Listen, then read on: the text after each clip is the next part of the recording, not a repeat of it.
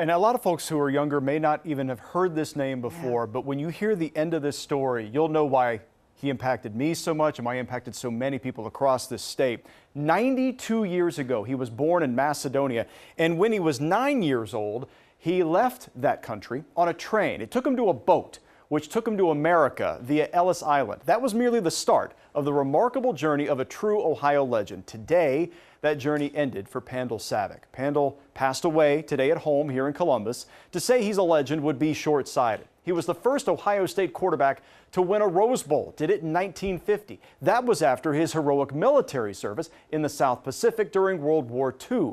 After his business career took off in Columbus, he became friends with a young golfer named Jack Nicklaus, a friendship which would last more than 50 years. Pandal was one of the co-founders of Muirfield Village for nearly 30 years, serving as the chairman of the Memorial Tournament. I met with Pandal several times the past couple of years to help share his remarkable story. How would one know how his life had been lived until the sun had nearly set for good on the western sky? I've had a wonderful run of life overall, so I've been lucky. And this statement today from Jack Nicklaus, quote, "He was a mentor to my kids as well as to me. They all looked forward to their fireside chats with Pandal, or as they called him, Biggin. I affectionately called him Mac. Our hearts hurt today over the loss of Mac."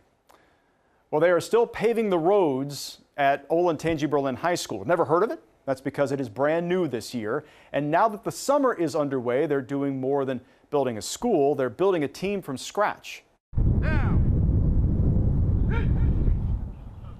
Berlin Bears forming their first ever football team right now through summer workouts. Our Audrey Hassan visited the team today to see how they're getting started. Coach Mark Norrie, he's the man in charge, came from Stowe High School to take this job, starting from scratch with freshmen through juniors and a clean slate for those players.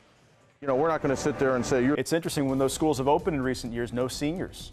Yeah. So the younger kids get an opportunity to play earlier and maybe take a few lumps here and there early, but maybe pay off for it down the line. What would have to change for you to even consider coaching again? What would have to evolve for that to even come up?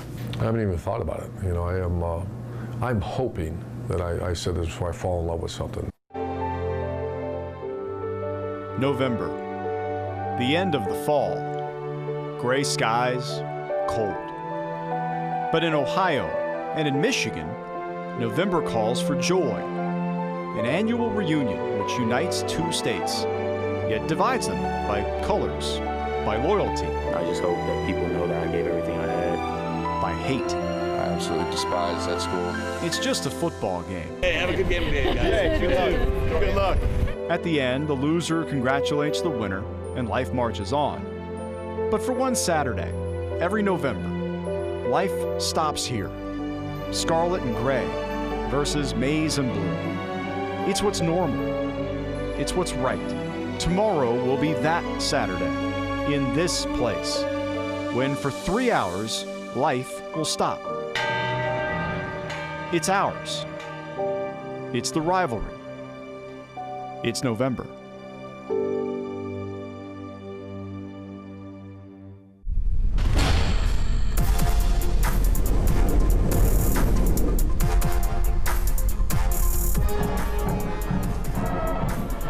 Played 114 times, never for a traveling trophy, but many times for a championship. And tomorrow, a tradition Ohio State only rolls out for the Michigan game in Columbus. So every other year, the Tunnel of Pride, formed by Buckeye football alumni. Just another way to show this game is just not like the others. And we join you tonight with a live look as the Ohio State Marching Band, just back from their trip to New York City and the Macy's Thanksgiving Day Parade. Here they are rehearsing Script Ohio as they'll perform it in pregame tomorrow, just hours before the biggest game of the season. We'll have much more on their trip to New York ahead in just a few minutes. We welcome you live here overlooking the band practice field just outside Ohio Stadium. Welcome to the rivalry, an hour-long look at Ohio State versus Michigan, the greatest rivalry in all of college football. Joined tonight by Coach Bill Conley. So many great stories to share with you over the next hour. Bill, you were a part of this game either as a player or coach 21 times. Is there one game that stands out as most memorable to you?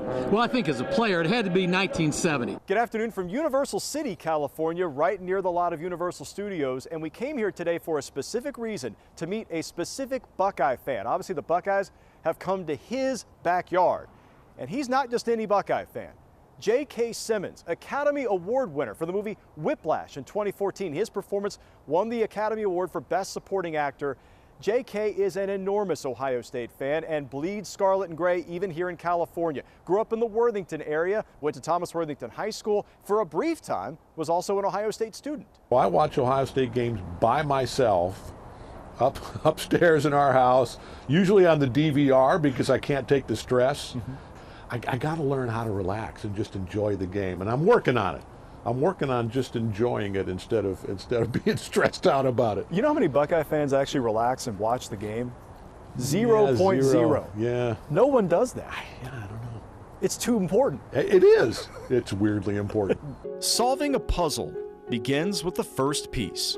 Some pieces snap perfectly together, others never quite connect. That's the thing about a puzzle. Some puzzles never reveal the complete picture. 10 years ago, we began with our first puzzle piece. His name was Brady. Hello. The first words on target. The first steps were strong, but soon those words were gone. The pieces no longer fit, and that is autism. Over the past decade, we've met thousands of people and shared their stories. On my honor. On my honor. Their hopes. I was told he will never look you in the eye, he will never make himself a part of the family, he will never show emotion, and he will never have friends. And that has stuck with me to this day. That sentence, he will never have friends, and it broke my heart. Perfect example, he's got every friend in the world inside those walls, and it's a dream come true for me that he's gotten this far. Their lives. What other people think of autism, they think, oh, autism's a terrible thing, and really, I think it's a great thing. I'm glad I'm autistic. It's a spectrum of personality across Ohio and across this country. We've witnessed their passion and their power, their puzzle. Tonight, we continue our search for the next piece of the autism puzzle. The Centers for Disease Control, the CDC, says nearly 1 in 5 children qualify as obese. But among the autism population, it is far more common. A study from the Center for Child and Adolescent Health Research and Policy shows children and young adults with autism are twice as likely to be overweight and nearly 5 times more likely to be obese than their neurotypical peers. It is connected in large part to lifestyle choices, diet and exercise. We all deal with it, and it is not easy, especially for a person on the autism spectrum. Welcome to NBC4's Road to the Cup.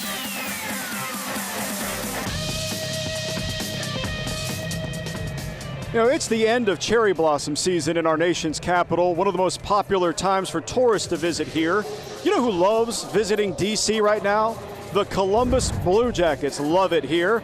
This afternoon, walking into a building they know quite well now, carrying memories of their 2 dramatic overtime victories on the ice here just last week. But the home squad coming off a dominant performance in Game 4, giving their home fans renewed hope as we play what's now a best-of-3 series in the Stanley Cup playoffs. With that, welcome live here to Washington, D.C., our nation's capital, as we continue our Road to the Cup coverage. I'm Jared Smalley here inside Capital One Arena for a potentially historic day for the Blue Jackets, a franchise that has gone through so much difficulty in its existence, trying to break through and win a playoff series. Today, trying to take one more step on their road to the Cup to get it done here. They'll play before a national broadcast TV audience for the first time ever here on NBC4. We cannot wait to bring it to you, and we will not do it alone. We've assembled our squad to help cover this big Game 5 for you. Audrey Hassan is back at NBC4 headquarters, and our buddy Dan Perlman is live at where a lot of Jacket backers will gather this afternoon to watch this game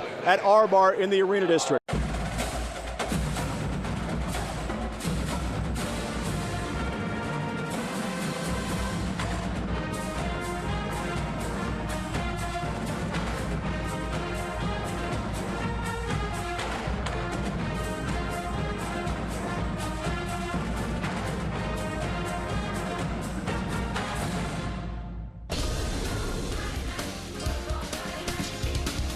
Weather delays galore tonight. Some of these games just went final. We've got them all for you. Always we start on time. Yes. Welcome to Week 5 Football Friday Night. Exactly, Jared. Some huge matchups tonight. Some unbeaten teams, starting with both Pickerington North and Central trying to stay perfect. It's a great game. The defending state champions, Pick Central, on the road at fellow unbeaten Hilliard-Davidson. Big jump up for Davidson. Tied up second half. Wildcats 4th and 1. They got a lot more than that. Jordan Hicks, 16 yards on the gainer. Sets him up. 1 yard line. Hicks goes over. It's 14-7. Davidson. Tigers were in deep trouble. 4th quarter, under 2 to play. Thanks to Pick Central on Twitter for that.